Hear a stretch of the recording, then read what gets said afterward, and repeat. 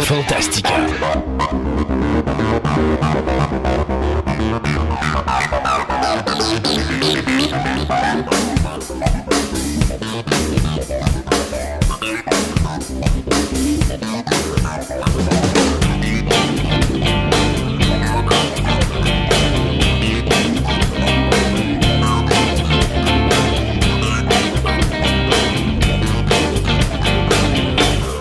Bienvenue à vous tous à cette version abrégée de l'émission intitulée Fantastica.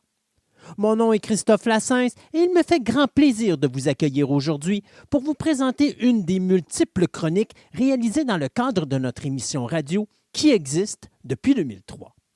Fantastica est une émission radio diffusée sur le web dans laquelle je m'entretiens pendant plus de 3 heures avec de nombreuses personnes qui nous parlent de diverses passions qui occupent notre quotidien de tous les jours. Au cours des années, nous avons amassé plusieurs centaines d'entrevues que nous vous présentons ici de façon individuelle avec des sujets qui passeront du cinéma à la musique, du jeu vidéo au comique et la bande dessinée, sans oublier des univers tels que l'astronomie, la mythologie, l'archéologie, la littérature, le paranormal et bien d'autres sujets. De plus, je vous présenterai également de multiples entrevues que j'ai réalisées avec diverses célébrités de différents milieux. Dans cette émission, j'étais en visite dans les studios du balado Game, Sex and Rock'n'Roll de l'animatrice Raphaël Beaupré, dans lequel j'ai parlé de l'univers de la figurine et des statues, ou plus spécifiquement, ce que c'est que d'être un collectionneur. Sex, games and rock'n'roll. Tu peux n'avoir rien réalisé jamais dans ta vie. Avec Raph Beaupré. Il est un apprenti sorcier à plein temps. Raph Beaupré. And I live in a fancy world. Sex, games and rock'n'roll. Je vous avertis d'avance, si vous n'avez pas mis votre portefeuille dans votre coffre-fort et que vous avez donné la clé à un voisin ou pitché à l'autre bout de vos bras dans un lac, ça se peut que ça fasse mal à vos bidous. Parce que même le mien, j'ai l'impression qu'il par la suite va diminuer en nombre de billets qu'il y a à l'intérieur. Parce qu'aujourd'hui, dans Sex, Games and Rock'n'Roll, j'ai Christophe Lassens en face de moi. Salut! Bonjour! Et on va parler de collection, de figurines, de statues, de, bien entendu, par le fait même, de nostalgie et ce qui vient nous rechercher en tant que collectionneur. Parce que une des premières collections qu'on voit généralement, c'est les figurines. Ben, écoute, soyons honnêtes, le milieu aujourd'hui, on vit dans une société de consommation. Et au niveau... oui? Oui, okay, non, okay. c'est sûr. Je et au niveau technologique, la technologie est rendue tellement avancée que maintenant, les logements ou les maisons de personnes sont vraiment faites à leur image. Tu te rappelles, quand on était plus petit, nos parents ou nos grands-parents, mettons, avaient des collections de petites cuillères parce que quand ils allaient faire le tour du monde, ils ramenaient toujours une petite cuillère de tel pays ou des choses comme ça. Une petite cuillère, des bocs de bière exact. Ou bien des bibelots de chat. Ou encore, on décorait la maison avec les peintures, avec des assiettes, avec plein de choses. C'est vrai. Mais aujourd'hui, nous autres, les jeunes, on est dans une ambiance de... On aime les jeux vidéo, on aime le cinéma, on aime la télévision, donc on va avoir de quoi qui nous représente. Et donc, on a le choix. On va s'acheter des bibelots, on va s'acheter des props ou on va s'acheter de la figurine. Mais là... Oui. J'entends déjà du monde dire « Hey là, eux autres, ils s'achètent des jouets. » Ouais. Sais-tu, écoute, j'ai commencé à travailler dans le domaine de la figurine en 2005, mais je suis dans le milieu de la figurine depuis 1995. OK. Et lorsque j'ai commencé à travailler en 2005, le mot d'ordre dans le magasin, c'est le premier qui me parle de jouets dans le magasin, je l'assomme. Et c'était devenu un running gag à travers les employés de parler de jouets dans le magasin jusqu'à ce qu'à un moment donné, je pète un vrai gasket parce que là, c'était comme, là, vous êtes en train de manquer de respect à tous les collectionneurs de figurines. Puis les gens ne comprenaient pas. Puis à un moment donné, j'ai parlé à un de mes distributeurs. Puis je te mens pas, là, c'est un de mes distributeurs. Lui, il vend que de la figurine de collection. Mais lui, il disait qu'il te vendait des jouets. Lui, il me disait qu'il me vendait des jouets. Oh, no Puis là, way. j'ai comme dit, écoute, ça marche pas, là. Tu peux pas me dire ça à moi, là. Puis là, j'ai dit, écoute, je peux comprendre que là, tout le monde fait des running gags, là, mais là, vous allez arrêter parce que je vous trouve insultant. Puis là, il m'a dit, écoute, Christophe, il faut que tu m'expliques. C'est quoi la différence entre un jouet et une figurine de collection? Parce que je comprends pas. Pour moi, c'est la même affaire. Explique-nous ça. OK. Un jouet, vous allez pouvoir jouer dans votre bain avec. Un jouet, vous allez pouvoir jouer dans le carré de sable avec. Vous allez pouvoir donner ça à votre petit kid de 5 ans. Il va cogner ça ses murs. Puis savez-vous quoi? Si c'est un jouet là, qui est bien fait, là, normalement, il va y avoir des trous dans votre mur avant que la figurine lâche. Ça, c'est un jouet. Mais quand tu as une figurine de collection puis que tu ouvres ton emballage, si tu l'ouvres de travers, si tu l'ouvres trop vite ou si tu donnes ta figurine à ton petit garçon de 5 ans, bien, ton petit garçon de 5 ans, il va faire « Oups! » puis ta figurine, c'est terminé, il ne reste plus rien. Parce que la figurine est faite pour placer dans une vitrine, peut-être positionnée une seule fois et après ça, tu la touches plus. En passant, j'aime ton côté passif-agressif en ce moment. Mais écoute, c'est parce que il faut être honnête. Je suis le même aussi. Écoute, des fois, j'entends du monde qui parle de ça à la radio. Je nommerai pas les animateurs ou les animatrices ou les postes de radio. Il y en a de antenne, là. Il y en a qui se font écœurer parce qu'ils ont des bonhommes sur leur bureau. Mais tu sais, t'as des gens, des fois, qui disent, tu sais, c'est des adultes qui n'ont pas vieilli. Je m'excuse. On a tout un cœur d'enfant. J'ai 52 ans. Puis mon sous-sol est bourré de figurines, OK? C'est un musée chez moi. Mais quand tu rentres dans ma pièce, tu sais à qui t'as affaire. Ouais. C'est une des figurines de films. Puis j'ai fait des décors, puis je les ai installés à travers. T'as quoi à raconter? T'as quelque chose à partager? C'est mon univers. C'est chez moi, c'est moi ça. Ça me représente. Ça veut pas dire que je suis un bambin comme mal vieilli. C'est juste, ça, c'est qui je suis.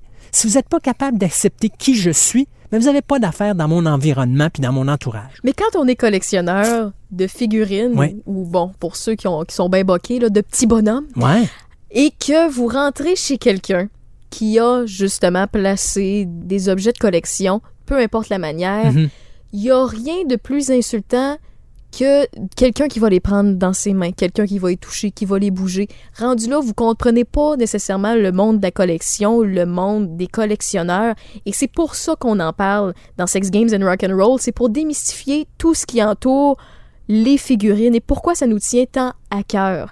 Tu sais, souvent, on va chez quelqu'un, puis il y a, mettons, on fait un party de Noël, un Roger que tu connais pas, ou c'est ton oncle, peu importe. Lui, ça va t'insulter parce qu'il fouille dans tes tiroirs ou qu'il fouille dans ton armoire de salle de bain. Mais c'est la même affaire que si tu déplaces un petit bonhomme, une figurine chez nous. Je vais aller plus loin que ça. Tu as une figurine que tu as achetée. Mettons, on va aller plus loin que ça, OK? On va aller vraiment dans des collectionneurs vraiment haut de gamme qui, eux autres, s'achètent, mettons, une réplique 1-1 de la tête de Alien. Okay. Donc, c'est une grandeur nature. Je peux vous dire que le Alien fait 8 pieds de haut. Imaginez la grosseur de la tête, OK? Oui. Puis le bonhomme s'en va toucher à ça, lui, puis il se rend pas compte, puis à un moment donné, il casse une dent. C'est parce que je ne veux pas vous faire de peine, mais le buste en question, il valait 2600 $. Mais la personne lui va dire « Oh, mais c'est pas grave, tu mets de la colle, ça va être fini. » Non, tu viens de me scraper la valeur marchande de ma pièce, ça vaut plus rien. Là. Par la suite, si jamais je meurs avec ma collection, mes enfants ou mes petits-enfants qui vont vouloir peut-être le garder, mais peut-être faire une pièce avec, il n'y a plus moyen de faire non, parce que la pièce est brisée. Donc, c'est ça. Chacun a son évolution, chacun a sa manière d'être. Mais tu sais, il y a des gens, des fois, ils vont me dire « Moi, je comprends pas pourquoi mon mari triple là-dessus. » Puis je regarde la madame, je dis « Vous, qu'est-ce que vous aimez dans la vie? » Puis là, elle va me regarder, elle va me dire, moi, je collectionne pas. Ah non, OK. T'as combien de paires de souliers pour oui, il y a ça, mais mettons, tu vas dire, y a-tu un chanteur ou une chanteuse? Oui, j'aime Céline Dion. Avez-vous tous ses albums? J'en ai pas manqué un. Donc, vous collectionnez les albums de Céline Dion. Voilà. C'est quoi la différence entre votre album de Céline Dion et la figurine que votre conjoint vient chercher aujourd'hui? Moi, je vais vous l'expliquer, c'est quoi la différence. Elle est très simple. C'est que, et je vais vous raconter une histoire qui est vraie, je nommerai pas de nom, mais vous allez comprendre à quel point c'est tragique, cette situation-là. J'ai un de mes amis qui collectionne du comic book. Ouais. Il y a du vieux comic book, il se concentre principalement dans l'univers de Héritage, donc le vieux comic book de Marvel et DC Comics, mais en français. Il a une collection pratiquement parfaite, pratiquement haut de gamme, c'est-à-dire dans les plus hautes notes de cotation qu'on peut pas au niveau avoir au niveau des cotations ou des grades de comics. Il rencontre une jeune femme et il tombe en amour avec cette jeune femme-là. Puis au début, la jeune femme ne dit rien. Puis à un moment donné, la jeune femme, elle commence à faire en sorte qu'il voit moins ses amis. Puis à un moment donné, elle dit « Moi, je peux pas concevoir de voir le reste de mes jours avec un gars qui collectionne du comic. » Alors mon ami, lui, il aime la femme, il décide de vendre sa collection de comics. Oh. Après 3 mois, la jeune femme le regarde et dit « T'es plus l'homme avec qui je tombais en amour, t'as complètement changé, je te laisse là. » Savez-vous pourquoi il a changé?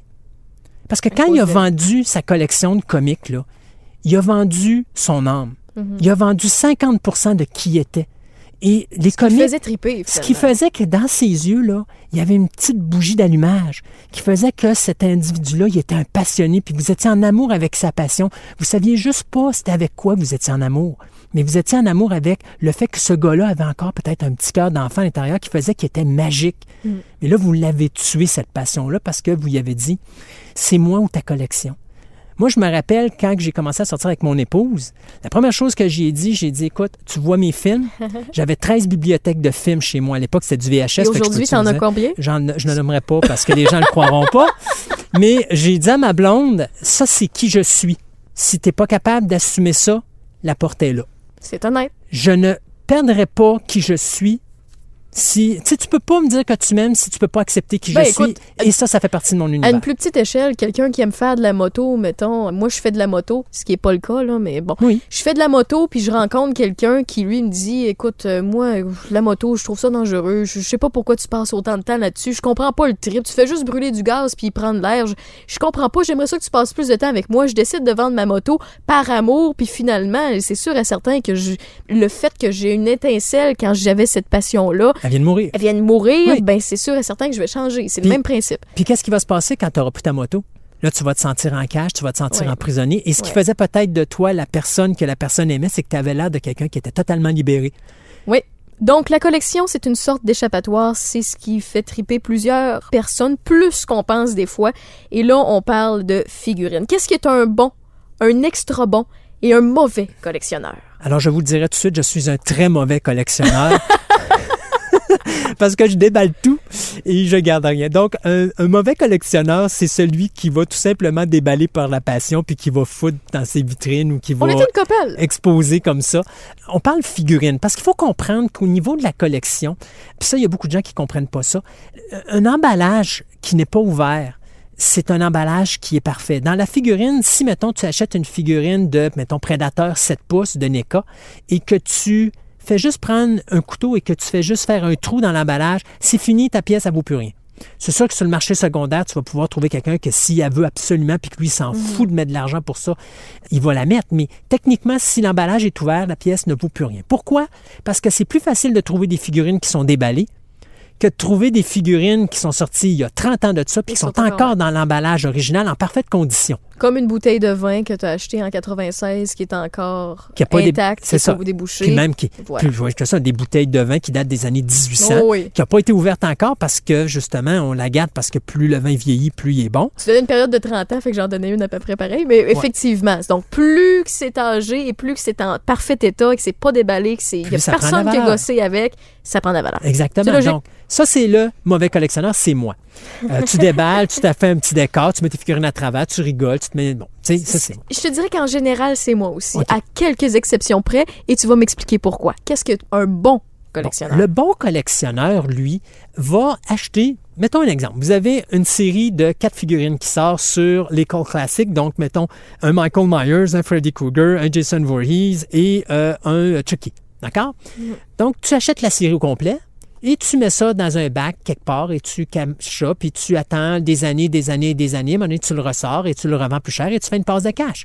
Ça, c'est le bon collectionneur. Simple. L'excellent collectionneur... Le très, très bon, le top du top. Ah, le top du top. Le meilleur des meilleurs. Lui, là, il va, mettons, voir le set de 4 dont on a parlé, mais lui, c'est un fan de Jason Voorhees, puis c'est un fan de Freddy. Alors, Jason et Freddy vont l'acheter 2 fois.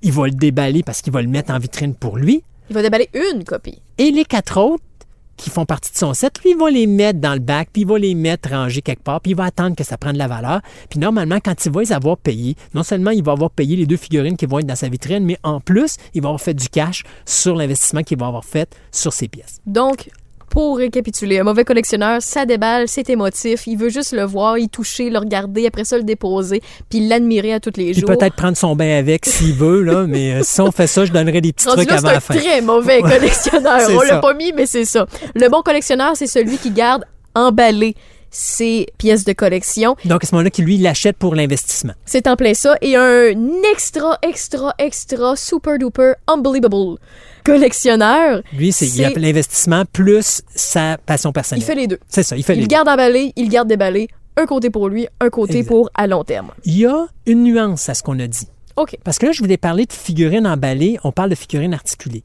Si on tombe dans le domaine de la statue, on peut déballer, on peut ouvrir la boîte sans problème. Ce qu'il faut garder, par exemple, c'est que vous ne devez pas rien jeter de la boîte. Vous devez garder le foam qui est à l'intérieur. Vous devez garder les sacs. Si vous avez la boîte d'origine, là, c'est-à-dire la boîte de carton qui vient avant votre boîte originale, encore là, c'est encore mieux. Et vous prenez des photos avant de sortir la statue pour voir comment elle est installée dans votre emballage. Mm-hmm. Mais ça, vous pouvez la mettre dans une vitrine, puis tout simplement l'exposer. Puis après ça, vous la ressortez, vous la remettez dans la boîte avec le certificat d'authenticité, puis tout ça. Puis elle ne perdra pas de la valeur, elle va en prendre pareil. Parce que c'est de la statue.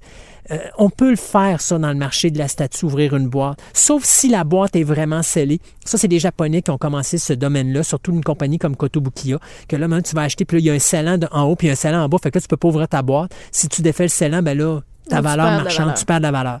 Mais pour la statue régulière, normalement, si tu n'as pas un scellant, tu peux ouvrir ta boîte, tu peux exposer ta pièce, puis quand tu la revends, tant et aussi longtemps que tu n'as rien jeté de ton emballage, donc ça veut dire que vous devez trouver un endroit où vous pouvez garder votre boîte en parfaite condition, loin de l'humidité, loin de... Les enfants, des chiens, des chats. C'est tout ce qui peut causer ravage. Oui. À ce moment-là, vous êtes correct. Tu as parlé de statues, on a parlé de figurines au départ. Les gens ont peut-être la difficulté à faire la différence. On va parler de différents formats ou de dimensions de figurines ou bien de statues. C'est quoi la différence? Il y en a qui plient des bras puis des jambes, il y en a qui restent fixes. Tu vas nous démêler tout ça. OK. Vous avez, la figurine, c'est ce qui est articulé. Donc, à l'origine, ce qu'on appelle la figurine de collection, c'est une figurine qui a des articulations, qui peuvent varier entre 7 et 8 articulations, jusqu'à une trentaine d'articulations par bonhomme. Donc, c'est-à-dire que les poignets bougent, l'avant-bras bouge, le bras bouge, vous avez le milieu du corps qui bouge, vous avez les jambes, les genoux. Le cou. Bon, c'est ça, le cou et tout ça. Maintenant, même, ils ont mis des petites languettes dans la tête et vous pouvez avoir de la poupée. Parce qu'il y a de la poupée aussi qui existe de collection. Vrai. Et donc, à ce moment-là, c'est une figurine en plastique et non pas en résine, où là, à ce moment-là, vous allez avoir du vrai linge et vous allez avoir des stands pour pouvoir la faire tenir, parce que la poupée ne peut pas tenir tout seul, parce qu'elle est moins rigide que la figurine articulée en résine. Et donc, à ce moment-là, vous avez du cheveu qui est fait, des choses comme ça. Et vous avez des petites barres qui peuvent faire en sorte que vous pouvez bouger les yeux aussi. Vous l'envoyez à gauche, puis l'envoyer à droite, puis faire en sorte qu'elle regarde en avant. J'ai un certain petit gizmo qui peut faire ça. Oui, chez nous. Ils ont fait ça avec les figurines résine depuis quelque temps. L'Écosse s'est amusé à faire ça justement, effectivement, avec les Gremlins. Donc, notre Mogwai adoré, qui a le pouvoir de pouvoir bouger ses yeux. Je peux le faire loucher quand je veux rigoler. Et bref, vous allez pouvoir vraiment trouver que je suis débile en disant ça. C'est assumé. Donc, les différents formats de figurines, quand on tombe en figurine, on va parler, on a du 3 pouces 3 quarts. Le 3 pouces 3 quarts, c'est le format figurine de la guerre des étoiles des années 77, 80, 83. Donc, tout le monde se rappelle de ça. Si vous allez dans les boutiques, vous avez les petites figurines Star Wars, là, 3 pouces 3 quarts, ou encore G.I. Joe, c'est pas mal le standard. Après ça, on s'en va dans le 6 pouces. Ça, le 6 pouces, c'était le standard des figurines McFarlane Toys des années 1996-97. À l'époque, la figurine avait pris une certaine popularité. Mais NECA est arrivé avec un nouveau format de figurine où là, on a monté à 7 pouces. Et maintenant, le standard est 7 pouces. Vous tombez aussi dans le 8 pouces, où là, à ce moment-là, on appelle ça le rétrocloth. C'est de la poupée miniature, puisque normalement, de la poupée, c'est du 12 pouces, soit un pied. Mais vous avez du rétrocloth, où là, à ce moment-là, on tombe avec de la poupée, de la figurine plastique avec du vrai linge, mais c'est dans le format 8 pouces. Ça, NECA va le faire. Dans le cas de Mesco, on est redescendu dans le 6 pouces au niveau de la poupée avec du vrai linge, mais ça joue pas mal dans ce créneau-là, 6, 7 et 8 pouces. On va tomber dans ce qu'on appelle le 12 pouces. Ça, c'est de moins en moins utilisé parce que de plus en plus, on s'en va sur ce qu'on appelle le Mega Scale, donc ça va le 15 pouces. Mm-hmm. Puis Mesco a sorti cette ligne-là avec des figurines qui sont un peu plus style poupée, où est-ce que là, à ce moment-là, tu vas avoir du son qui va sortir de la poupée ou de la figurine. Donc, Chucky va dire ses phrases ou Freddy va dire des phrases. Ou, si c'est du Jason Voorhees, vous allez juste entendre le fabuleux « chi, chi, chi, ah, ah ». Après ça, imitation, oui, merci beaucoup. Faut que je le souligne. Après ça, on va tomber dans le 18 pouces ou le 19 pouces. Donc là, on tombe vraiment dans le top gamme. Et des fois, si on est chanceux, ça s'est fait dans les années 90, plus des années 2000, le 22 pouces ou le 24 pouces. Le Balrog avait été fait à l'époque par NECA en 24 pouces, mais c'est très rare parce qu'elles sont trop lourdes rendues là et ils ont une tendance à écraser et se casser facilement. Donc le 18 pouces, c'est pas mal le standard là, qu'on peut avoir. Après ça, on va tomber dans la statue. La statue, c'est C'est pas de la figurine comme telle, c'est vraiment de la statue. Donc, c'est des statuettes non articulées où est-ce qu'à ce moment-là, sont numérotées et la valeur va être en fonction de la quantité de pièces qui vont être faites. Donc, vous avez des statues qui vont être faites à coût de 250 dans le monde. Il y a des fois, c'est juste du 100, des fois, c'est du 2500 et des fois, c'est du 5200, des fois, du 10 000 et ainsi de suite. On rentre un peu comme dans les impressions d'artistes peintres rendus là. Quelque chose. Mais de toute façon, tout ce que je vous parle, là, OK, dites-vous une chose. Parce que les gens pensent là, à du jouet quand on parle figurine et tout le kit, mais il faut vous dire que c'est une œuvre d'art. Mhm. D'abord, vous avez le sculpteur. Oui. Après ça, vous avez le peintre. Oui. Et chaque pièce est peinte à la main en Chine. Donc, vous avez quelqu'un qui va peindre tous les cheveux de toutes les figurines. Fait que s'ils en font 6 000, bien, il y a 6 000 fois que la personne va peindre les cheveux de la T'as figurine. peu, là. Ça, je savais pas ça. Là. Oui, c'est fait à la chaîne, à la main. No way. Oui, sérieux, en Chine. C'est pour ça que quand vous allez voir une figurine, vous n'avez jamais 2 figurines identiques. Mais c'est tellement vrai ce que tu me dis. Je viens de pogner un de quoi, là, parce que j'ai... Tes pop, Non, pas mes pop. mais tes pop, rarement, tu vas voir 2 pop pareils. Tu vas avoir des différences Ben de voyons, pop. niaise-moi donc. Je te niaise pas. Tu vas avoir des fois des yeux où est-ce que la peinture n'est pas faite pareil. Tu vas avoir, tu vas avoir Voyons, des peintures qui c'est débordent. pas fond... Mettons les pop, là. Je retournerai les figurines tantôt, là, mais les pop... Ton moule de base est fait à base Puis le même. reste, c'est peint à la main. C'est tout est peint à la main. Ben voyons donc. Ben oui. C'est tout peint à la main. Mais c'est vrai qu'il y a des défauts souvent où tu vois un slash de peinture à quelque Tu n'as part. jamais puis- 2 pop identiques, tu n'as jamais 2 figurines identiques, tu n'as jamais 2 statues identiques parce que tout est peint à la main. Tu peux pas peindre ça à la machine. Pense-y, comment tu veux peindre quelque chose Mais comme non, mais ça à la dans machine? ma tête, je Ouais. pensais que c'était, mettons, du vinyle, de la résine ou peu importe, fondu, puis il y en avait de la colorée, un peu comme de la Play-Doh, là, comme de la Sur pâte à certaines- modeler. Oui, sur certaines pièces, ça peut arriver. Mais c'est, je te dirais, très rare parce que tu vas remarquer que la majorité des pièces maintenant sont de plus en plus faites dans des positions très aérodynamiques. Ouais. Donc, tu peux pas faire ça à la machine parce que la machine ne peut pas y voyons aller avec donc. précision. Donc, ça va être vraiment à la main. Donc, c'est pour ça que des Fait qu'il fois... y en a un qui va peinturer les yeux. Après ça, il y en Oui. a un qui va peinturer les cheveux. Après ça, il va faire le trait, mettons, de la gouttelette de sang sur Negan dans Walking Dead. Oui. Ben Puis tu voyons remarqueras donc. que la gouttelette de sang n'est jamais à la même place. Effectivement. Puis c'est parce que je parlais de Negan, j'en ai une couple chez nous, puis ça me perturbe ce que tu me dis parce que t'as raison. Tu sais, mettons, moi, je le sais, je le vois parce que, mettons, quand je travaille au magasin où est-ce que je travaille, je vais avoir, mettons, une caisse de, mettons, je vais avoir, mettons, un exemple. Je prends une série d'Alien, ben j'ai à peu près quelque chose comme une trentaine de caisses qui vont rentrer de ce produit-là. Ben si je les ouvre puis que je mets tout le même produit à côté puis je commence à les regarder, quelque part, il va y avoir une différence à un endroit ou à un autre. Parce que c'est impossible que tu aies 2 pièces totalement identiques. Fait qu'on a raison d'être têteux sur celle-là qu'on regarde. Mettons que t'en as 3 dans une boutique ou dans Oui. sur Internet, tu peux les regarder puis dire, OK, celle-là, finalement, il y a une coche de peinture à côté. Écoute, Fait que j'ai des clients qui vont rentrer dans mon magasin, qui ont 3 figurines à venir chercher, puis ils vont passer 1 heure dans le magasin, puis ils vont regarder tout ce que j'ai sur le plancher pour Wow. prendre vraiment celle que la peinture est la plus belle. Donc, tu disais, excuse-moi, j'ai comme pogné vraiment un 2 minutes, là. Mais, je pensais vraiment pas mais ça. oui. Mais on parlait donc de statut. Oui. Le statut, donc à ce moment-là, vous avez même chose, du 6 pouces, vous avez du 8 pouces, du 10 pouces. Il y a beaucoup de variations dans la statue et de plus en plus, les statues vont être faites en aérodynamique, donc de plus en plus avoir des positions. Donc des fois, avant d'acheter une statue, c'est peut-être bien de voir, est-ce que c'est un personnage qu'on fait régulièrement une statue de? Et si oui, prenez le temps de choisir la pose que vous allez désirer avoir. Et de plus en plus, on voit que le milieu s'améliore de plus en plus. Donc, au niveau de la sculpture, avant, ça se faisait à la main de mémoire ou sur une photo. Les visages n'étaient pas très ressemblants. Aujourd'hui, la technologie du laser permet d'avoir une qualité de ressemblance au niveau du visage qui est incroyable. Tu as vraiment l'impression que c'est l'acteur qui est là. Un que j'ai vu, que j'ai eu la chance que tu me montres déballer, c'est le Nosferatu, Oui. qui est exceptionnellement beau. Peut-être nous nommer la marque, là, pour que les gens le je Google. pense que puis c'est le du trouvent. Hollywood Studio, si Hollywood je me Studio? trompe pas, mais là, j'y vais vraiment de Ça, c'est le mémoire. neuf- Là. le neuf- C'est Nosferatu de 1922. Il est exceptionnellement bien fait, c'est incroyable. Oui, d'ailleurs, je me suis fait prendre à un moment donné en photo et je me suis collé à côté du Nosferatu. J'ai recroppé la photo pour pas qu'on voit la base Ouais. du bus parce que c'est un bus 1-1. Donc, c'est vraiment une statue. Mais si vous auriez la tête de l'acteur à côté, là, c'est exactement la même grandeur, la même grosseur de tête. Et j'ai pris la photo et il y a quelqu'un, à un moment donné, qui a vu la photo et qui m'a dit, écoute, comment t'as fait? C'est un effet spécial numérique que tu as pris pour être à côté de l'acteur parce que l'acteur est mort. Je l'ai regardé, j'ai dit non, je suis vraiment à côté de la pièce. Le personnage est vraiment à côté de moi jusqu'à ce que j'ai dit c'est un buste. Et il n'était pas capable de voir la différence, tellement la qualité de statue était impressionnante. Mais ça, c'est l'intérêt. Moi, écoute, j'ai un client, qui n'achète que des grandeurs nature. Donc, sa maison, il vient d'agrandir son sous-sol qui fait maintenant 60 pieds de long. Et tout ce qu'il a, c'est des grandeurs nature. Donc, il y a un alien, 8 pieds de haut. Oh là là! Il y a des bustes grandeur nature, donc que ce soit des super-héros, que ce soit des personnages de films d'horreur. Il s'achète toujours des versions 1-1 de ces personnages. Des fois, il va acheter des mannequins. Il va construire le linge, parce que sa femme fait du linge. Et après ça, il va chopper la tête, il va solidifier le corps et il va mettre le buste par-dessus.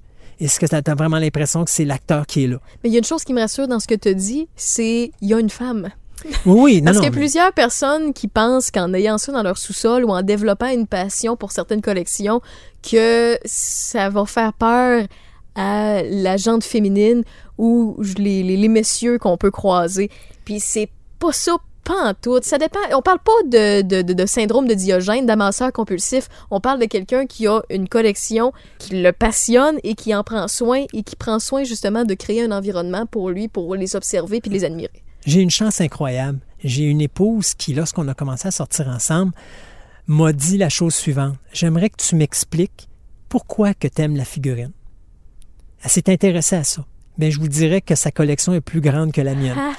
Parce que quand j'ai commencé à lui expliquer pourquoi, elle est tombée en amour et elle, c'est une femme qui tripe dragon. Alors, à un moment donné, McFarlane Toys a sorti toute sa collection de dragons et elle a acheté la série au complet. Et elle a des vitrines de dragons à la maison. Mais c'est ça, c'est une passion que j'ai pu lui faire connaître. Et j'ai la chance d'avoir une épouse qui tripe passion. Mais tu sais, elle a ses tripes que je trippe pas, mais c'est ses tripes. Fait que c'est ce qui fait d'elle ce qu'elle est. J'ai des tripes qu'elle aime pas, mais elle sait que c'est des tripes qui font de moi ce que je suis. Donc, les deux, on va se partager des choses, mais il y a des passions qu'on ne se partagera pas. Comme elle, les films d'horreur, elle va aimer les films d'horreur jusqu'à un certain point, mais il y a d'autres films d'horreur que, oublie ça, là, je l'écoute moi-même tout seul parce qu'elle n'embarquera pas dans ça. Mais elle sait que moi, je trippe. Fait que, quand j'en parle, elle va m'écouter et en parler. Mais moi, je sais comment y en parler pour que ça la fasse triper et non pas la dégoûter du produit. Donc, tu sais, c'est un peu comme une vie de couple. À un moment donné, le couple là-dedans, là, c'est du 50-50. Tu as des pour, tu as des contre, il faut que tu acceptes les... Tu sais, tu peux pas vouloir quelqu'un puis transformer la personne comme tu veux qu'elle soit parce que tu viens de perdre la raison d'être. Tu viens de la changer, c'est plus la personne que tu as rencontrée. Donc, tu dois accepter des choses puis tu dois faire valoir tes points. Puis, à un moment donné, c'est un entre-deux. Alors, la figurine... Tantôt, on parlait d'un mauvais collectionneur. Si la figurine ou autre, la collection, est quelque chose qui est sous contrôle, ou est-ce qu'à ce moment-là, tu as le plaisir de le faire, mais que tu ne ruines pas ta vie avec ça, c'est une belle passion. Si tu passes tout ton argent là-dedans et tu ne payes pas tes comptes à la fin du mois, mon homme ou ma fille va voir quelqu'un pour t'aider parce que tu as un problème. On a passé, en début de chronique, de passif-agressif à psychologue à 2 cents, mais effectivement, c'est la beauté de la chose. Écoute, tu nous as parlé de statuts, je veux que tu nous parles d'artistes, les artistes peintres, les artistes sculpteurs, les concepteurs, le marketing aussi, mais en commençant par les artistes peintres, moi, tu m'as fessé avec ça tantôt, jamais que j'aurais cru que c'était fait à main pour ce qui est des figurines. Les statuts, je peux comprendre dans une certaine mesure, mais explique-nous, c'est quoi ce monde-là?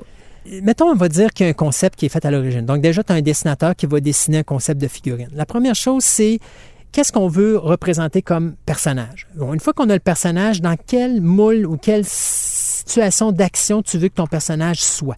À l'époque, McFarlane faisait des articulations très réduites. Donc, son personnage avait une pose, mettons un joueur de hockey, il était, mettons, en position slap shot, donc en lancer frappé. Donc, une fois que tu as fait cette position-là, puis que tu dis, OK, mon personnage a telle articulation, une chose comme ça, là, tu dois donner ça à la personne qui est dans le marketing. La personne qui est dans le marketing, elle doit voir la conception de la boîte. Parce que la figurine, là, il faut que tu la rentres dans la boîte. Oui. Donc, tu la fais comment, la boîte? Une fois que tu as découvert comment la boîte doit être, c'est quoi l'espace qu'elle prend sur les étagères? Est-ce que c'est un petit espace parce que tu en mets plus à cause que ton espace est très restreint ou il prend trop de place? Puis à ce moment-là, au lieu d'avoir 5 figurines sur un mur de 4 par 8, tu vas te ramasser à juste 2 ou 3 maximum. Fait qu'à ce moment-là, tu te dis, mon produit va-tu avoir une belle visibilité parce qu'il y a une belle grandeur de boîte ou est-ce qu'il va avoir une meilleure visibilité parce qu'il y en a plus sur l'étagère? Donc, ça rentre à la fois sur le côté marketing dans les boutiques lorsqu'on les voit, la visibilité qu'ils ont par rapport à ça, et au niveau des très bons collectionneurs qui la gardent scellée et qui la regardent ainsi. Parce que plus ton emballage est compliqué à rentrer dans une boîte, plus ça devient emmerdant de l'avoir chez toi parce que tu dis, elle prend de la place, donc plus elle me prend de la place, bien, moins je peux avoir de pièces parce que j'ai un espace limité, à moins que je puisse m'acheter un entrepôt quelque part puis mettre mon stock là sans problème. Mais des gens qui ont les moyens de se payer un entrepôt, il n'y en a pas tant que ça. Fait qu'à ce moment-là, à un moment donné, il faut jouer ça aussi. Alors, tu as tous ces facteurs-là. Fait que derrière la conception d'une figurine, tu as tellement de facteurs. Une fois que tu as fait la grosseur de la boîte, là, après ça, tu as le marketing de savoir l'image de fond. Comment qu'elle va être faite? On met dessus un décor? En arrière, qu'est-ce qu'on met comme publicité? Qu'est-ce qu'on marque? Après ça, une fois que tu as fait ça, là, tu envoies ça en Chine. Là, ça part des États-Unis, ça s'envoie en Chine. Les autres font le moule de base. Ils te renvoient ça aux États-Unis. Là, après ça, toi, tu dis oui, je l'accepte ou non, je ne l'accepte pas. Ça, il faut que ça soit changé. Ça. Des fois, à un moment donné, ils vont te la retourner. Ils vont dire bon, ben là, on fait tel changement parce que sinon, ça va coûter plus cher si on fait ça. Mais là, si on fait tel changement, il faut changer la boîte. Parce que là, ça ne rentre plus dans la boîte. Donc là, à ce moment-là, tu dois retourner à ton marketing, dire, écoute, là, la figurine est rendue comme ça. Est-ce que ça change beaucoup de choses dans la boîte? Oui, il faut que je refasse le PR. Donc, tu refais ton PR de boîte. Là, après ça, tu retournes ça là-bas. Tu dis, OK, je l'accepte comme ça avec les changements. Là, après ça, une fois que c'est accepté, eux autres font la production de la pièce finale. Il la retourne aux États-Unis. Là, il dit, OK, je signe, c'est ça que je veux. Et là, ça va sur la chaîne. Et après ça, ça retourne en Chine pour la chaîne. Et après ça, ça revient aux États-Unis pour envoyer ça encore à nos places pour faire les emballages, puis les mettre dans les emballages. Puis après ça, ça revient en container. Puis après ça, ça repart chez les distributeurs. Fait que c'est énormément de gens qui sont à travers ce processus de création de figurines qui fait que les gens, quand ils achètent ta figurine, ces tablettes, s'imaginent juste que, bon, je mets ça là, puis... Tu sais, repensez au gars au début là, qui pensait mettre ça dans son bain puis donner ça à son petit kid de 5 ans. Là. Mais regardez tout ce qui est en arrière puis vous comprenez que là, on ne parle pas du même univers. Puis si vous êtes la personne qui parle de jouets au lieu de figurines ou de bonhommes au lieu de statues, vous comprenez que le prix qu'on paie pour certaines pièces de collection, c'est un peu de tout ça. Là. C'est effectivement peut-être des prix faramineux pour certaines pièces, mais pensez à tout le travail qu'il y a derrière ça. C'est incroyable. Oui, mais je te dirais, à l'époque, quand tu achetais une peinture pour le salon, tu payais ça comment? Ben, encore aujourd'hui. C'est ça. Fait que, tu sais, en t'acheter une coupelle de figurines, tu vas peut-être dépenser le même montant que ta peinture sur le salon, sauf que là, tu vas en avoir plus dans ta tablette que tu vas en avoir juste une œuvre sur ton mur. L'aspect, tu sais, des gens qui disent que la figurine, c'est juste des bidules. Non, excusez-moi, c'est la même affaire. Il y a une personne qui va mettre peut-être 2 000 $, 3 000 ou 6 000 sur une peinture qu'il va mettre sur le mur. Puis des gens qui vont acheter de la figurine, ils vont peut-être investir 1 000 ou un 1200 $, mais ça va faire une étagère complète. C'est la même affaire. C'est la même affaire. Élément de décor. C'est exactement ça. Concernant les marques, les brands de figurines qui sont très reconnues, réputées. Bon, à l'époque, il y avait McFarlane Toys. McFarlane Toys a fait une grosse erreur à un moment donné. Il s'est dit, bof, écoute, je fais les meilleures figurines qu'il y a sur le monde entier. Il n'y avait pas tard. Alors, j'ai pas besoin de me forcer pour aller acheter des licences, sauf que là, il y a des compagnies qui ont été créées. Et ces compagnies-là, eux autres, ont été réveillées puis ont été chercher les licences. Fait qu'à un moment donné, McFarlane est arrivé pour faire des licences. Puis là, ils ont dit, c'est parce qu'on s'excuse, mais NECA a déjà acheté la licence. Mesco a déjà acheté cette licence-là. Sota a déjà acheté cette licence-là. Sideshow a déjà cette... Fait que là, finalement, McFarlane était... C'est ça, McFarlane est obligé de sortir du marché parce qu'il a juste pensé que tout le monde allait attendre qu'il aille les chercher pour faire des figurines. Et là, il s'est rendu compte que le monde n'attend pas. Et à un moment donné, McFarlane a changé sa façon de procéder. Il est tombé numérique au lieu de tomber avec des artistes. Alors lui, il fait tout par numérisation maintenant, par ordinateur. On va mettre telle tête, on va mettre tel corps, on va mettre telle affaire, et il y a chips en Chine, puis eux autres, ils prennent le moule, puis ils créent un moule de base, puis après ça, ils font ça à la chaîne. Alors que là, ce qui s'est passé, c'est que NECA est allé chercher tous les artistes de McFarlane et il les a ramassés dans sa compagnie, ce qui fait que NECA est présentement dans le marché la plus grosse compagnie de production de figurines de collection qui existe. Ils vont se concentrer dans le 7 pouces, ils vont se concentrer dans le 12 pouces et ils vont se concentrer dans le 19 pouces aussi ou dans le 18 pouces. Vous avez dans le 6 pouces ou dans le 15 pouces, on a Mesco. Mesco vont aussi se concentrer dans les poupées Annabelle. Dans le 18 pouces, eux autres, ils vont faire plus des répliques en poupées. Donc là, cette année, on va avoir justement la nonne qui va être faite comme ça. Puis on a d'autres pièces qui s'en viennent aussi. Mesco aussi les Living Dead Dolls. Donc c'est des poupées, mais c'est des poupées morbides. Alors ça, c'est plus pour les adultes encore là. puis ils viennent dans leur petit cercueil. C'est super cute, super adorable. Oh, super adorable. Ben oui, c'est super adorable. Et puis, non, mais il y a certainement, il y a des belles Living Dead Dolls. Là. Puis maintenant, ben, ils ont sorti plein de lignes adjacentes. Donc, il y a les lignes d'horreur avec des Freddy, Jason, Leatherface et tout le patatlan. Et aussi, tu as des petites lignes secondaires où est-ce qu'ils créent des personnages de super-héros comme Harley Quinn, Catwoman et ainsi de suite, qui sont en Living Dead Doll, mais ils sont super belles. Tu aurais ça dans ta maison, puis ça ne serait pas déplacé. C'est un autre style. C'est un autre style. Donc, tu as plein de compagnies. Dans la statue, tu peux avoir Kotobukiya, tu vas avoir Sideshow Collectible qui fait de la statue également. Tu vas avoir Gentle Giant qui vient d'être vendu à la compagnie Diamond Select Toys. Diamond Select Toys qui, eux aussi, sont une compagnie qui font de la figurine, qui ont gagné d'ailleurs le prix de la meilleure compagnie l'année dernière. Puis là, cette année, ils ont ouvert l'année en disant, bon, ben j'achète une compagnie qui fait de la production de statues, qui était Gentle Giant, une des bonnes compagnies qui fait principalement... Puis, rassure-moi, ça n'a aucun lien avec le groupe de musique? Non, ça n'a aucun lien. Ça aurait pu, je sais pas. Non, c'est ça. Mais Gentle Giants, ce qu'ils vont faire, eux autres, ils vont se spécialiser plus dans le buste des figurines Star Wars. Donc, toutes les bustes que vous voyez de Star Wars, la majorité du temps, ça va être du Gentle Giant. Alors, principalement, c'est pas mal les compagnies qu'il y a. Bien sûr, il y a d'autres petites compagnies japonaises à droite et à gauche qui font de la figurine d'animation japonaise qu'il ne faut pas oublier ou qui vont faire de l'animation tout court. Vous avez, pas Mesco, mais je veux dire Funko, parce que là, je vais parler de ton univers, le Funko Pop. C'est pas juste mon univers, mais j'en ai beaucoup de Funko. Puis Funko, petite parenthèse pour ceux et celles qui triplent là-dessus et qui veulent en savoir plus sur cette folie-là, sur Netflix, c'est disponible, c'est Making Fun by Funko. Vous allez pogner un 2 minutes aussi. Ça dure à peu près 1 heure, 1 heure et quart. Oui, il y a un beau petit documentaire. Puis ils disent tout comment ils font ça. C'est tout à temps informatique au niveau des concepts de base parce que le moule de pop est toujours le même. Oui. Alors, c'est pas dur. Donc, la plus belle invention, honnêtement, là, c'est la plus belle invention que j'ai jamais vue en 14 ans de carrière dans le domaine de la figurine comme vendeur et en 20 et quelques années de collectionneur parce que ça leur coûte rien. Rien. Ça leur coûte juste le nom. Mais c'est quoi? À quoi ça me fait penser? Mais là, on n'est pas dans le même domaine, mais on touche le domaine de la collection pareil parce qu'il y en a qui conservent les boîtes et les pièces d'origine. Les Lego. Oui. J'ai le même feeling que le buzz Lego du où qu'ils sont partis, du comment ils ont trouvé le concept, le coût relié à la quantité qu'ils vendent, c'est incroyable. C'est un monde de fous. Là. Oui. Puis c'est eux autres qui ont payé, vu que c'est de la caricature, ils n'ont pas de commission à donner à l'acteur. Non. Ils n'ont pas de commission à donner à personne d'autre que le nom et la compagnie de qui achète le nom. Puis plus souvent qu'autrement, si c'est un acteur, un musicien ou peu importe, ils veulent avoir leur Funko à leur image, sont contents. Fait que juste de le recevoir chez eux ou le fait que les gens aient leur Funko Pop, ils trippent comme ça se peut pas, ils deviennent des enfants. Et ça explique pourquoi le Funko Pop est si abordable. Puis c'est une des pièces les plus abordables sur le marché de la figurine présentement. Par la suite, on veut bien afficher ça. Il y en a qui ont leur setup dans leur sous-sol, des fois c'est dans leur salon ou bien dans leur chambre, s'ils l'assument plus. Mais rendu là, il y a plein de manières. Là, c'est une histoire de couple rendu là. Oui, rendu là, c'est ça. Ou bien t'es célibataire. Mais afficher sa collection dans des vitrines, est-ce que ça vaut le coup? Est-ce que des techniques? Est-ce que des façons pour que la lumière altère pas certaines pièces?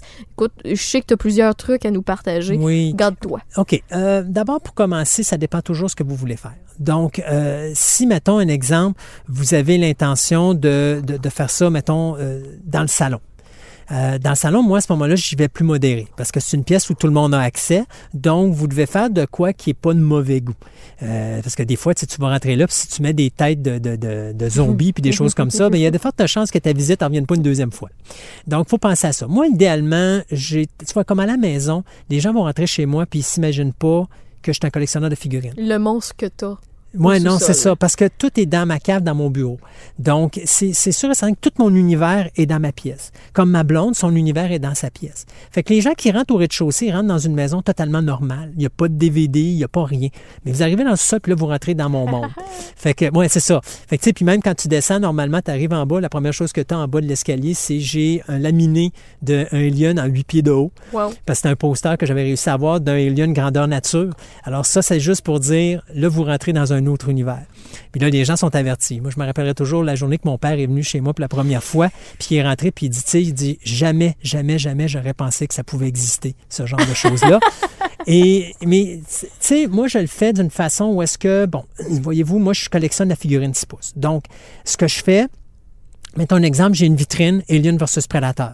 Donc, je me dis, OK, Alien versus Predator, principalement, ça se passe dans la jungle. Donc, ce que j'ai fait, j'ai été dans un Dollarama, puis j'ai ramassé tous des décors de jungle, puis j'ai été dans des pet shops où j'ai pris des décors de faux gazon, là, puis ouais, mais tu sais, comme des fausses lanières que tu mets dans ton, voyons juste là, j'oublie le terme, là, mais là où tu mets tes poissons, là, ton aquarium. Oui, les fish tanks. C'est ça, ton fish tank, aquariums, un aquarium. Et donc, à ce moment-là, je les fais pendre, puis là, je me construis comme une fausse forêt à travers ça avec. Puis là, je prends des roches parce que moi, je reste dans le bois. Tu recrées l'univers rendu là, c'est visuellement plaisant. C'est ça. Alors, je me crée une forêt et je mets mes figurines à travers la forêt. Si tu vois, j'ai une vitrine Halloween parce que j'étais un amateur. Pour moi, Noël, c'est l'Halloween. Alors, on est deux. OK, parfait. On est deux. Alors, j'ai ma vitrine Halloween. Alors, j'ai mon Sleepy Hollow mélangé avec Jack Skellington et Sally, mélangé avec, à un moment donné, il y avait une collection de figurines qui s'appelait les Twisted Fairy Tales, où est-ce que c'était les Fairy Tales, mais un petit peu plus adultes. Fait que je les ai mis un peu mixés à travers les figurines de McFarlane Toys à l'époque, parce que McFarlane avait créé une série qui s'appelait les Infernal Parade avec Clive Barker. Et donc, à ce moment-là, c'est un cirque, mais c'est tous des chariots, puis tu as des abominations qui sont à travers ce chariot. Fait que j'ai tout mélangé ça à travers ma vitrine, ce qui fait que ça fait un melting pot vraiment bizarre. Et j'ai bien sûr Sam de Trick or Treat qui est en avant avec son petit suçon, qui est juste parfait, puis qui rentre dans ce décor-là. Donc, tu sais, ça fait belle chose. Les gens qui connaissent Hellraiser, j'ai ma salle de Cenobites. Donc, j'ai toutes mes Cenobites avec mes cubes. Mais ça, c'est une vitrine qui est vraiment pas pour tout le monde parce que là, vu que c'est des Cenobites, puis s'il y a des souffrances, j'ai des chaînes accrochées, j'ai des parties de membres et des choses comme ça. Donc, tu sais, je recrée les univers comme dans les films parce que ça, c'est ma passion. Je suis un gars de cinéma. Donc, ça, c'est moi. Les trucs pour les garder, mettons, parce que souvent, les gens vont mettre ça sur des tablettes, c'est poussiéreux, c'est plate à nettoyer, tu te parles des échappées. Il y a des techniques pour ça? Il y a certaines vitrines qu'on peut se procurer? Écoutez, idéalement, je vous dirais, dès que vous voyez qu'il y a de l'espace, de l'air qui passe, ça veut dire que ça s'appelle poussière. Donc, moi, voyez-vous ce que j'ai fait? Je me suis bâti moi-même mes propres étagères et j'ai mis du bois. Et j'ai mis du Mac-Tac par-dessus ce bois-là pour justement éviter que la poussière de bois retombe. Donc, la poussière ne rentre pas. J'ai vraiment scellé mes coins et j'ai mis un plexiglas très mince en avant. Donc, à ce moment-là, il n'y a aucune poussière qui rentre. Mes vitrines, présentement, sont faites depuis 12 ans. J'ai jamais passé le balai dans mes vitrines, puis vous allez passer, vous ne verrez pas un grain de poussière. Tu sais, il y a une poussière de base comme normale, parce que dans l'air, il y a toujours de la poussière, mais j'ai pas besoin de passer un petit balai ou quoi que ce soit. Tu la verras pas, la poussière, OK? Tu vas peut-être la voir sur mes voitures, mais tu la verras pas, ces figurines. Surtout pas à travers le décor que j'ai monté. Donc, c'est des trucs, ça. Des fois, tu vas peut-être mettre un décor qui va faire en sorte que la poussière, tu ne la verras pas parce que ton décor va l'absorber. Ça, c'est d'autres trucs aussi. Donc, à ce moment-là, tu t'arranges pour éviter le moins possible de toucher à tes pièces parce que plus tu touches à tes pièces, plus il y a des risques que tu casses tes pièces. Puis plus elles perdent de la valeur de toute manière. De toute façon, ils sont déballés. Rendus là, ils ne valent plus grand-chose, sauf sur le marché secondaire, s'il y a quelqu'un qui veut absolument avoir la pièce, mais encore là, bon. Pour ce qui est de la luminosité, est-ce que ça altère certaines pièces? Est-ce que c'est un danger au niveau de la collection? Luminosité, je vous dirais le LED, mais il faut faire des enquêtes là-dessus pour voir des LED qui ne changent pas la couleur ou la colorisation de vos pièces. Parce que oui, si vous laissez vos vitrines ouvertes 24 heures sur 24, je vous le dis tout de suite, vos noirs vont devenir gris. Vos pièces vont devenir pas belles. Le blanc vient jaune. C'est vraiment pas beau, OK? Il ne viendra pas jaune, il va devenir vert. Parce que dépendant de ta lumière que tu vas avoir dessus, il va verdir ou il va jaunir, verdir, OK? Donc, idéalement, vous allumez vos vitrines seulement si vous avez vraiment à les allumer. Donc, c'est moi, quand je suis dans mon sol, dans mon bureau, très rarement mes vitrines sont allumées. Mais des fois, quand je vais ouvrir, tu sais, mettons que je vais fermer mettons mes lumières au sous-sol, puis j'ouvre juste mes étagères, c'est juste mes tablettes ou mes étagères qui allument puis qui éclairent mon bureau. C'est le seul moment où est-ce que je vais vraiment dire que mes vitrines sont allumées. Puis ça, c'est peut-être parce que je vais avoir de la visite ou encore que je fais de la radio en bas dans mon sol puis que là, je veux pas avoir de lumière, mais je vais avoir de quoi pour m'éclairer. Mais j'éclaire rarement mes pièces. Je les laisse pas au soleil non plus parce que la luminosité du soleil, qu'elle soit réfléchie ou directe, c'est la pire luminosité qu'il peut pas y avoir pour scraper votre luminosité de statue ou de figurine. Donc, évitez ça le plus possible. Il faut mettre ça dans un endroit où il n'y a pas trop de luminosité. puis un endroit où la luminosité est bien contrôlée. Fait qu'un sol où encore là, évitez trop l'humidité ou des choses comme ça. Gardez ça vraiment très température moyenne avec une humidité moyenne, pas trop d'humidité pour pas non plus que la moisissure pogne là-dessus parce que ça peut arriver, vous avez sur certaines pièces du vrai linge, la moisissure peut pogner là-dessus. Exactement. Et dernièrement, essayez d'aller chercher le plus d'espace possible avec vos pièces. C'est-à-dire que moi, dans une vitrine, je peux avoir jusqu'à 30 figurines, mais je me sers de raiseurs, donc d'espace qui peuvent me permettre de monter. Fait que quand je construis mes étagères, je m'assure de mettre le plus de figurines dedans possible, qu'on voit bien, mais que d'une certaine façon, elles vont être installées de façon à ce que je puisse en mettre le plus possible pour prendre le moins d'espace possible et avoir le plus de produits possible. Parce que si vous avez acheté une maison, à moins d'être capable de la vendre puis d'en acheter une plus grande, je pense que vous avez atteint pas mal votre espace, donc vous devez jouer avec cet espace-là. Donc, si vous voulez avoir des nouvelles pièces, toujours pensez à jusqu'où je veux me rendre dans ma collection. Et je vais dire, pour finir, une chose très importante, avant de commencer à collectionner, là, sachez qu'est-ce que vous voulez avoir, dans quoi vous voulez danser. Achetez pas tout, parce que là, vous allez vous ruiner dans le temps de le dire. Tu sais, moi, je suis dans l'horreur 6 pouces, mais par exemple, j'ai un Jason, j'ai un Freddy. Si j'ai d'autres Jason, c'est parce que, mettons, je vais avoir le Jason de, mettons, vendredi 13-2, je vais avoir celui de vendredi 13-3, qui est le même que vendredi 13-4. Fait que j'ai pas besoin d'avoir celui du vendredi 13-4. Si j'ai celui du 3, il y a le même costume. Puis même s'il en sort du 24 dans une année, je m'en fous. C'est ça. Moi, j'ai le mien. Puis, tu sais, je vais juste chercher les variations, mais en dehors de ça, je vais me concentrer. Tu sais, j'ai un Tallman de Phantasm, j'ai pas besoin d'en avoir 10, je n'ai juste besoin d'un parce qu'il a toujours été pareil. Alors, j'ai pas besoin d'investir tant que ça. Si je décide d'investir encore à nouveau, c'est parce que je vais vendre la pièce, parce que je veux m'en acheter une qui est plus belle. Mais je dois concentrer sur le fait que j'ai un espace réduit. Si à un moment donné, je suis plus capable de les mettre, c'est plate parce que je pourrais plus en profiter de mes pièces, puis bon.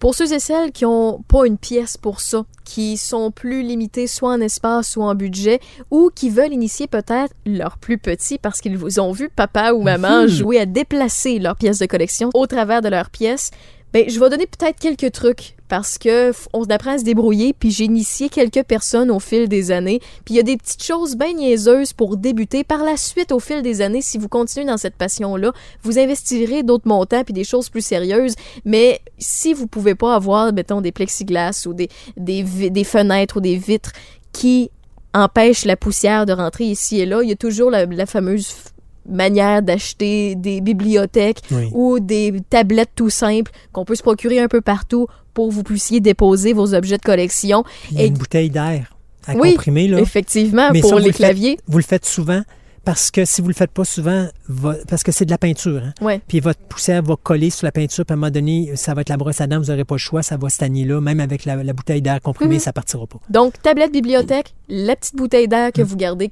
Et truc bien banal, là, si vous n'avez pas de luminosité quelconque, vous pouvez pas investir dans des grosses lumières d'ailes ou bien dans des affaires qui goûtent les yeux de la tête, vous pouvez aller tout simplement au magasin Une Pièce.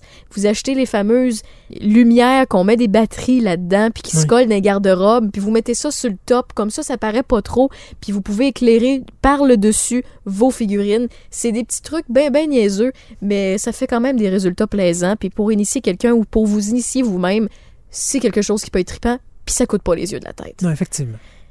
Quoi faire si on veut se départir d'une collection? D'abord, vous la vendez vous-même si vous voulez aller chercher le maximum. Tu sais, des fois, je vois des clients qui reviennent au magasin puis qui me disent « Bon, là, tu me donnes comment pour ta figurine? » Mais c'est parce que moi, je peux pas la vendre plus cher que ce qu'elle vaut sur le marché. Tu dois faire un profit, toi. Si, mettons, la pièce, tu l'as payée 15$ puis qu'elle vaut 25$, je te donnerai pas 25$. Fait que je vais essayer peut-être d'aller te redonner ton 15$, mais tu ne feras pas d'argent avec moi parce que malheureusement, c'est moi qui dois la vendre. Donc, je dois faire de l'argent. Mais si tu la vends toi-même, à ce moment-là, tu peux aller chercher ton 25$, tu peux peut-être aller chercher 30$, tu peux peut-être aller chercher plus. Donc, ça demande à l'investisseur de faire lui-même ses démarches pour vendre. Donc, si vous voulez vendre, c'est Internet, c'est sûr et certain. Je vous dirais plus eBay, puis soyez prudent avec eBay, surtout, de ne pas vendre ça n'importe où. Si vous avez un set de 4, vous vendez votre série au complet. Vendez pas juste une pièce de votre série, puis la majorité, les gens vont aller chercher la pièce qui est importante, vous allez rester pogné avec les autres, puis vous ne serez pas capable de vous en débarrasser. Donc, si vous vendez une série complète, vous vendez la série au complet. Prenez le temps de peut-être... Ce qui est bien important, ces gens ne pensent pas, si vous avez une collection, là, vous allez faire évaluer votre collection. Et puis vous comment? allez... Et avec qui Ben, fait ça? il y a des boutiques de collectionneurs à Québec. Vous leur demandez, normalement, ils peuvent vous donner un papier. Et ça, normalement, les compagnies d'assurance vont accepter ça. Et à ce moment-là, vous allez vous garantir de ça. Parce que s'il y a un feu qui pogne, Ouais. c'est dommage. Mais si vous n'avez pas des photos de vos pièces, puis vous n'avez pas un rapport, puis ça, là, vous ne laissez pas tout ça à la maison. Parce que si le feu pogne à la maison, c'est pas brillant. Non seulement votre collection y a passé, mais vos preuves de votre collection y ont passé aussi. Voilà. Idéalement, ce que vous faites, moi, chez moi, j'ai 3 choses. J'ai des photos de mes pièces et j'ai un rapport écrit de tout avec la valeur marchande de mes pièces. Ce que j'ai fait, j'en ai une copie chez moi, j'en ai une copie chez ma mère, puis j'en ai une copie dans un coffre à la caisse. Mais j'ai pas le choix parce que s'il arrive un accident, la compagnie d'assurance, il faut qu'elle aille ce document-là. Fait que si ça reste pogné à la maison puis que le feu pogne, c'est fini. Moi, j'ai perdu tout parce que je peux pas prouver que j'avais ça chez moi, là. Mais c'est le même principe qu'un certificat d'authenticité pour une toile. Ça revient souvent. Exact. On parle de ça depuis le début, là, Oui. mais c'est une bonne comparaison. C'est très important parce que c'est ton argent. Tu sais, moi, j'ai une collection de DVD à la maison, mais j'ai tout marqué sur des feuilles et tout ça, mais j'ai une valeur marchande. Je suis assuré pour ça. Si le feu pogne, si je me fais voler, j'ai une garantie que la compagnie d'assurance va payer. Ben, j'ai pogné une assurance pour ça. Je paye pour ça, mais tu sais, au moins, la compagnie d'assurance peut arriver dire, ouais, mais c'est-tu vrai? J'ai les photos, j'ai encore mes feuilles, j'ai tout fait, puis j'ai quelqu'un qui a signé comme témoin qu'effectivement, oui, il y a ça, puis c'est la valeur que ça vaut et tout. Est-ce qu'il y a des gens qui se déplacent à domicile? Parce que là, tu parles de ça dépend de toujours. boutiques, là, mais... Oui, ça dépend toujours. Les boutiques, là, tu vois, comme nous autres, j'ai des clients des fois qui vont me dire j'aimerais faire une évaluation. Dépendant ce qu'il y a. Si, mettons, il me dit j'ai 3 boîtes, ben je veux dire tu te déplaces. Parce que si je me déplace, je suis obligé de te charger mon temps de déplacement, puis l'essence, puis tatata. Mais si le gars me dit écoute, j'ai un 18 roues, non, OK, je vais y aller, ça va aller plus vite. Fait qu'à ce moment-là, je me pointe là avec le portage, je vais dire ça te dérange-tu, moi me plugger le portable sur ton Internet et puis je vais faire ma recherche, puis je vais aller faire une évaluation de ces pièces et tout. Fait que oui, c'est quelque chose qui peut se faire, mais ça vraiment, moi, ça va être vraiment du cas à cas. Parce que chaque collection, surtout dans la figurine, chaque collection est... Tu sais, t'as des gens qui vont avoir des grosses pièces majestueuses que tu ne vois pas passer sur le marché canadien parce qu'ils les ont achetées aux États-Unis ou ils les ont achetées au Japon. Donc encore là, ça te prend une expertise que, tu sais, c'est pas tout le monde qui a. Moi, je ne vais pas commencer à me faire tu sais, je ne vais pas arriver, mettons, j'ai des figurines du Japon, je ne vais pas aller là et dire, moi, je sais exactement où est-ce que je m'en vais avec ça. Je vais dire, ça, c'est pas mon marché. Fait que je peux y aller, mais je te garantis, tu sais, je peux pas, ce que je vais te donner comme information n'est pas valide parce que c'est pas mon marché. Mais si on parle de NECA, par exemple, là, je vais me ramasser là, puis ça ne sera pas long. Je vais dire, OK, ça vaut ça, ça vaut ça, ça vaut ça, parce que je le connais le marché. L'importance d'un professionnel qui peut vraiment bien évaluer, c'est le même principe que lorsque vous avez mal au ventre, que vous allez voir votre ami Google, puis vous googlez mal de ventre à telle place, puis qui vous donne 28 résultats, puis c'est la fin du monde. J'aurais préféré d'aller voir ton médecin de famille. Vous êtes mieux d'aller voir un professionnel pour avoir l'heure juste sur la valeur de votre collection, puis si vous avez mal au ventre, allez voir votre médecin. Bref, je peux pas croire que je suis obligée de dire ça. Donc, par Internet, au niveau des ventes, c'est plus simple. On a parlé d'eBay, mais rendu là, il y a... Ou encore, tu peux le vendre toi-même. Tu sais, j'ai des clients qui ont déjà fait leur propre page Internet, puis qu'ils ont mis leurs produits là-dessus, puis ils ont vendu. Les gens, ils ont vu ça, puis « Hein, wow, t'as ça, OK, j'achète. » Puis ils faisaient de la promo, puis les gens allaient directement sur la page web. Ils donnaient leur carte d'affaires. Ils se faisaient des petites cartes d'affaires, tu sais, que tu peux faire, je sais pas moi, à bureau en gros, quelque chose de genre. Tu donnes ça au monde, tu sais, il va voir ce site-là, toutes mes pièces sont là, les prix sont là. Puis là, il envoie email, OK, je te prends cette pièce-là. Ben, OK, parfait. Mais le gars ne perd pas d'argent, il connaît le marché. Mais c'est lui qui le vend. S'il vient par moi, c'est sûr et certain qu'il n'y aura pas, tu sais, il ne fera pas d'argent parce que moi, je peux pas vendre plus cher. Oui, moi, il faut que j'en vende, puis je peux pas vendre plus cher que la valeur. Sinon, je ne serais pas dans le domaine de la collection si je. Sous l'expression, c'est vulgaire, mais si je fourrais ma clientèle. Mais non, c'est clair, c'est clair. Puis pour venir à tout ça, il y a peut-être des gens qui écoutent le podcast et qui se disent « C'est vraiment too much ». Il y a des gens qui se font un site web puis une carte. Ouais, c'est ce que vous comprenez pas. Ça vaut pas 300, 400, 500 $. Des fois, ça vaut 15, 20, 30 000, 50 000. C'est des collections qui, des fois, sont impeccable et exceptionnel. Ça existe, puis des fois, c'est notre voisin, puis on n'est pas au courant. C'est beaucoup, beaucoup d'argent, ce que tu viens de dire là. Je n'irais peut-être pas aussi haut, mais ça dépend ce que tu as. Si tu as des 1-1, comme mon monsieur que je te parlais tantôt. Je parlais justement de ton monsieur. Je sais que... Un 1-1, mettons, je vous dirais un exemple. Une pièce, par exemple. Je te donne un exemple. À l'époque, à un moment donné, quand il y a eu le premier Avengers, il y a une compagnie qui était assez folle pour sortir des répliques 1-1 en résine. Fait qu'on a eu à un moment donné un Hulk qui était 18 pieds de haut. Peux-tu vous dire qu'à 18 pieds de haut, il ne rentre pas dans mon magasin? Il n'y a pas ça, là? OK, non. Mais c'est pour vous donner une idée. 18 pieds de haut, ça coûtait 43 000 US. Sacrifice! OK? Mais c'est 18 pieds de haut. Hey, c'est gros, là. C'est gigantesque, là. Mais ça, tu mets ça dans ta cour, mais tu veux pas mettre ça dans ta cour. C'est 43 000 piastres. C'est 43 000 piastres. Tu avais un Iron Man qui était à peu près un 8 pieds de haut. Puis le Ironman, lui, valait à peu près dans les alentours de 26 000 US. Wow! Fait que oui, il est rendu là, effectivement. Mais, tu sais, je te dirais plus quelqu'un qui va avoir, mettons, comme le monsieur qui avait son sol, ou est-ce qu'il va avoir des bustes. Un buste peut valoir entre 500 US et, mettons, 1300, 1400 US, dépendant la compagnie Mais qui va le encore produire. là, avec le temps, ça prend de la valeur. Puis les gens s'imaginent pas à quel point ça peut prendre de la valeur s'ils ne sont pas dans ce domaine-là ou qui n'ont pas expérimenté la chose de leur côté. Effectivement. Aussi niaiseux que les pop. On a parlé de les pop tantôt. T'achètes ça 12-15$, des fois 25$. T'as des pop à 500 sur le web, hein? Ben, plus que ça. Il y en a qui sont rendus à 1200. Je te garantis que ça monte vite. T'as acheté ça 15$ puis tu peux le revendre 1200. Ils sont plutôt rares, mais ils existent. Puis il y a une couple de pop qui a 80, 100, 200$. C'est facile. Puis là, on parle d'une petite pièce de collection. À 15$. Fait que ça monte vite. Oui. Ça monte très rapidement. L'investissement que tu as mis versus ce que tu peux avoir dans tes poches au fil de certaines années, c'est sûr et certain que c'est un gros clash. Mais c'est pas tout qui prend de la valeur. Ça, Non, c'est pas important. tout, pas C'est tout. comme le reste, n'importe quoi. Si on savait à l'avance qu'il prenait de la valeur, ça serait le fun, on serait tous riches. Ouais. Mais c'est pas le même, ça marche. Puis de toute façon, on serait tous riches, c'est mentir, parce que la majorité des collectionneurs meurent avec leur collection. C'est sûr. C'est leurs enfants ou leurs petits-enfants qui finissent par s'en départir ou décider de faire quelque chose avec. Raphaël, j'ai toujours dit que la journée que je devais être enterré, ils sont supposés me trouver un cercueil assez gros pour rentrer mes DVD et mes figurines avec moi et dans l'incinérateur. Comme ça, s'il y a un paradis quelque part, j'amène tout ça avec moi. Excuse-moi, je peux pas m'empêcher de rire parce que je sais que c'est vrai. Merci Christophe pour ta présence encore une fois aujourd'hui. À chaque fois que je te reçois, j'en apprends. Puis à chaque fois, je me couche moins niaiseuse. C'est des mondes incroyables avec lesquels on va pouvoir démystifier au cours des chroniques. C'est pas la dernière fois qu'on se jase. Et aujourd'hui, les figurines, c'est tout qu'un monde qu'on a découvert. Merci beaucoup. Ça me fait plaisir. Sex Games and Rock'n'Roll, c'est pas terminé. C'est à toutes les semaines. C'est dévoilé à chaque jeudi. On parle de plusieurs sujets. De sexe, de techno, de cinéma, de téléséries, de jeux vidéo, de ce qui nous fait triper au fil de notre routine qui peut être redondante et plate parfois, mais c'est ce qui nous tient accrochés pour plusieurs. Donc, merci d'être à l'écoute et merci de le télécharger. Raphaël Beaupré qui vous dit au bref. C'est déjà tout pour cette émission abrégée de Fantastica. Si vous désirez nous suivre, vous pouvez écouter notre programme de 3 heures qui est diffusé une fois ou 2 semaines, et ce, en vous inscrivant gratuitement à notre page Facebook de Fantastica Radio Web afin de connaître les dates de diffusion des nouvelles émissions. De plus, il vous est possible de vous rendre sur notre site web au www.fantasticaradioweb.com, Fantastica avec un K, afin d'obtenir plus d'informations sur cette émission, mais également sur mon podcast Programme Double, dans lequel je vous parle de la création de divers films qui ont marqué l'histoire du cinéma.